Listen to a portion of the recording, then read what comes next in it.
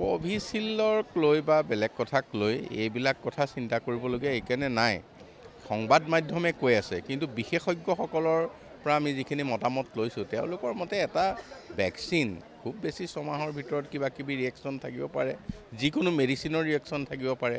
কিন্তু আজি যিবিলাক কথা কৈ আছে সেইবিলাক কথা এই কোভিচিল্ডৰ ভেকচিনৰ ৰিয়েকশ্যন নহয়, নাই। কোভিচিল্ডক লৈ বা বেলেগ কথাক লৈ এইবিলাক কথা চিন্তা কৰিবলগীয়া এইকাৰণে নাই। সংবাদ মাধ্যমে কৈ আছে, কিন্তু বিশেষজ্ঞসকলৰ পৰা আমি যিখিনি মতামত লৈছোঁ তেওঁলোকৰ মতে এটা ভেকচিন খুব বেছি 6 মাহৰ ভিতৰত কিবা কিবি ৰিয়েকশ্যন থাকিব পাৰে, যিকোনো মেডিচিনৰ ৰিয়েকশ্যন থাকিব পাৰে।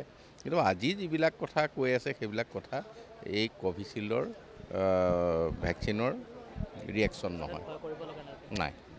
কোভিচিল্ডক লৈ বা বেলেগ কথাক লৈ এইবিলাক কথা চিন্তা কৰিবলগীয়া এইকাৰণে নাই।